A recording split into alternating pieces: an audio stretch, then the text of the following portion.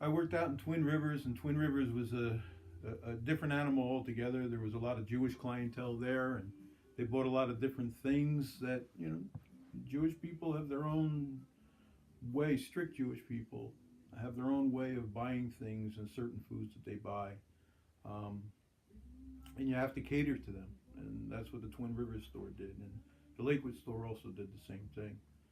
Um, Twin Rivers was out near Heightstown, and it was a drive. It was a drive. I was living in Manasquan area at the time, and it was a long drive to go back and forth at that time. Um, and when you had winter storms, we had a big blizzard one year, and they closed Route 33, and here we are stuck at work. What do we do? And the days of taking 3 and 4 hours to get home and driving through snow that was 20 or 30 inches. I was passing cars in that I thought were mounds of snow because you couldn't even tell that there were cars on the highway. And we had a few storms in Jersey that way at that point in time. And I was in the Lakewood store after that as a dairy manager, and we had some crazy people there. I remember one customer one time, some old crazy lady that used to come in there and create a ruckus, and she wanted something and they wouldn't give it to her, and she climbed up right on top of the meat case, straddled the meat case, and peed right in the meat case, right on the meat in the case. And it's like, wow, this is a unique situation, and you just, as a store manager or a dairy manager or anybody, to see things like this, it just, there were whole different experiences. So naturally, we had to have her arrested, taken out of there. And going back to the old Jackson store after that as dairy manager, that was those were some of the best people I ever worked with. Um, my friend Kevin was the store manager when I got back there, and he was a great manager, great man, great man. I love him to death, and to this day I still love him. We don't speak much anymore, but we have different lives now. But God, he taught me so much, and it was a pleasure working with him. Um, just different things, different stories. It's unbelievable. You know, one time there was an egg delivery on my day off. The eggs, the guy pulling them off the lift in the back room, he couldn't stop it in time, and the whole pallet of eggs fell off onto the floor and got crushed. The assistant manager there at that time decided that he was going to pay somebody to stay and clean up all the eggs because they gave them to us for free, and they were going to redeliver my order the next day. And so he had these guys rebox them all, and unfortunately they didn't think that they should rinse them before they did that, and they repacked all these eggs into dozen egg cartons. And the next day I came in, I see all these eggs, and I'm like, what happened here? And they told me, and you open up a dozen eggs and you turn it upside down, and that's how they all stayed in. Not one egg fell out of the cartons because they were all covered in their own slime. So we ended up having to throw all those out. And I made some enemies that day because I didn't have some nice things to say about how they wasted their time doing it. If you're going to do something right, or do something, I would think that you try to do it right.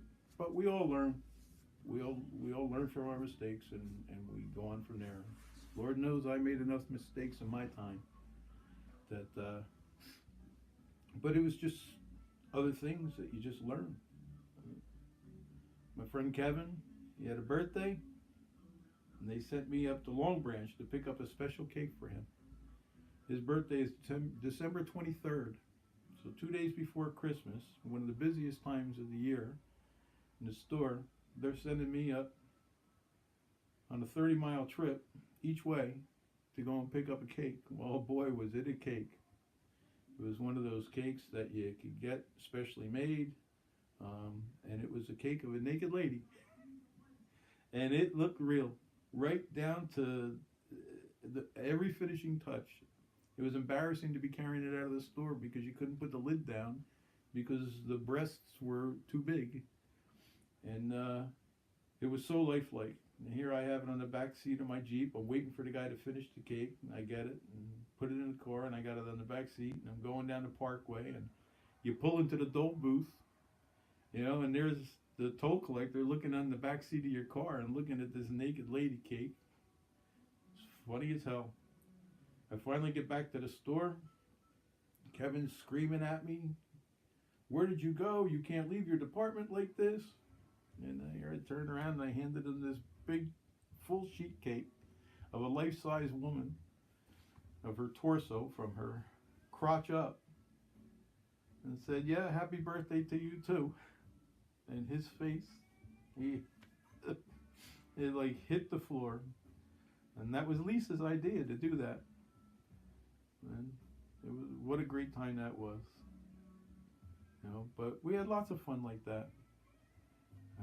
And my friend Ted decided to go and work leave Food Town for a while and go to work for Fine Fare, for the old store manager that had worked in Jackson forever. And we had a battle going on back and forth between those two stores, the Jackson's Food Town and the Jackson Fine Fare. And there was a tough situation because a lot of friendships were ruined because they took it personal that he left. And I never took it personal that he left. And he kept trying to steal me to have me come down there and work there too.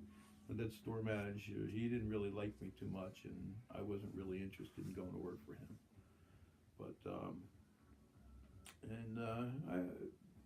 when we started doing special ads, trying to steal the customers that this little supermarket opened, and in a way I thought that was wrong because there was certainly enough room in Jackson to have two supermarkets, and we shouldn't begrudge somebody that decides that they want to go out on their own and do their business, and that's how I felt.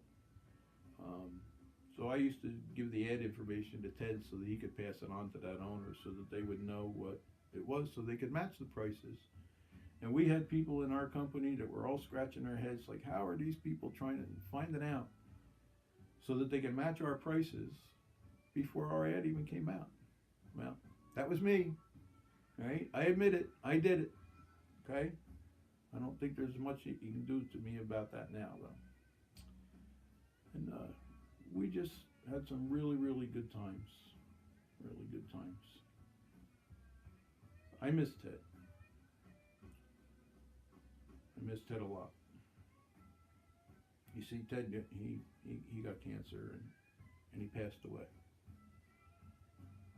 And I wasn't working with him at the time. I had been transferred to the Food Town, one of the other food towns up north. I was working there then.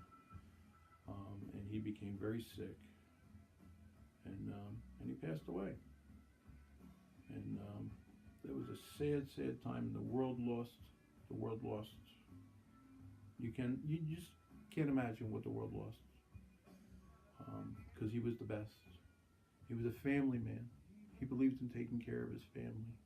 He didn't want to get into management. He didn't want to get into working the 50 hours a week that we were working or more, or having to work the Friday nights, or the long days opening to closing, because he had a family, he had children, and he put them at first, which is what we all really should do, but we don't. But he did, and he took care of his family up until the very end.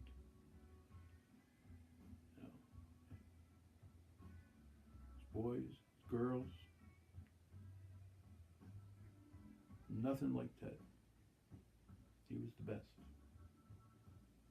When I went to his wake, I couldn't stop crying. I cried all the way home. And once in a while, if I have a couple beers and I start thinking about it, I start crying all over again.